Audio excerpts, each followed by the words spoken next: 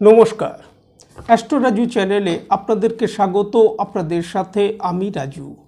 আলোচনা করব 18ই ডিসেম্বর থেকে 24শে ডিসেম্বর এই সপ্তাহটি মিথুন রাশির ওপর কী ধরনের প্রভাব আসতে পারে।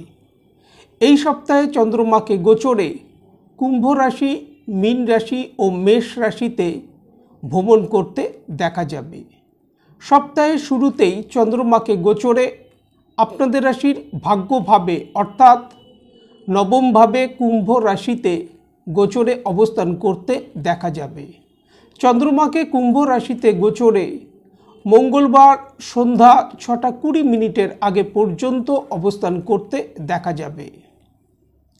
নবমভাবে গোচরে চন্দ্র সাধারণভাবে শুভ ফল প্রদান করে থাকে। এখানে চন্দ্র অর্থ উপার্জনের ক্ষেত্রে ভাগ্যের পূর্ণ সহায়তা দেবার প্রচেষ্টা করবে। চন্দ্র এখানে ভাগ্যপতি শনিদেবের সাথে যুতি করবে, যার কারণে সপ্তাহের শুরুতেই আর্থিক দিক থেকে লাভপ্রাপ্তি যথেষ্ট সম্ভাবনা দেখা যায়। তবে শনিচন্দ্রের যুতি হবার কারণে বিষযোগও তৈরি হবে, যার কারণে পরিবারে বড় কোনো সদস্যদের সাথে অথবা কর্মক্ষেত্রে ঊর্ধ্বতন কর্তৃপক্ষদের সাথে এই সময় মতপার্থক্য আসতে দেখা যেতে পারে। এই বিষয়ে খেয়াল রাখা উচিত। জাতকের মানসিক চিন্তা কিছুটা বৃদ্ধি পেতে দেখা যেতে পারে এই সময়, কারণ শনিচন্দ্রের বিষযোগ তৈরি হবার কারণে। সাথে সাথে খরচের পরিমাণও এই সময় কিছুটা বৃদ্ধি পেতে দেখা যাচ্ছে।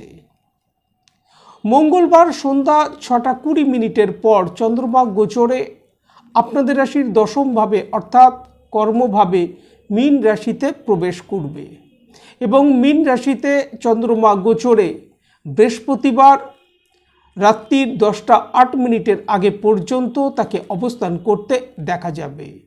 গোচরে দশমভাবে চন্দ্র সাধারণভাবে শুভ ফল নিয়ে এসে থাকে। সুতরাং সপ্তাহের মধ্যবর্তী সময় কেরিয়ার, প্রফেশন সহ ব্যবসায়িক দিক থেকে অগ্রগতি এই সময় আসতে দেখা যাচ্ছে। চন্দ্র এখানে রাহুর সাথে যুতি করবে। যারা বৈদেশিক কাজকারবারের সাথে যুক্ত তাদের এই সময় লাভপ্রাপ্তির যথেষ্ট সম্ভাবনা। তবে চন্দ্র রাহুর সাথে যুতি হবার কারণে গ্রহণদোষ তৈরি হবে, আর এই গ্রহণদোষের প্রভাবে কর্মক্ষেত্রে নিজের ভুলে সমস্যা আসতে দেখা যেতে পারে। এই বিষয়ে খেয়াল রাখা উচিত এবং যে কোনো ধরনের বাদ বিবাদ থেকে সতর্কতা অবলম্বন করা উচিত। গৃহে এই সময় বাদ বিবাদ আসতে দেখা যেতে পারে, এই বিষয়ে খেয়াল রাখা উচিত। কর্মক্ষেত্রে এই সময় ফোকাস কিছুটা বৃদ্ধি করে চলা উচিত। বৃহস্পতিবার রাত্রির 10:08 পর চন্দ্রমা গোচরে আপনাদের রাশির একাদশভাবে অর্থাৎ মেষ রাশিতে প্রবেশ করবে এবং সপ্তাহের শেষ চন্দ্রমাকে মেষ রাশিতে অবস্থান করতে দেখা যাবে।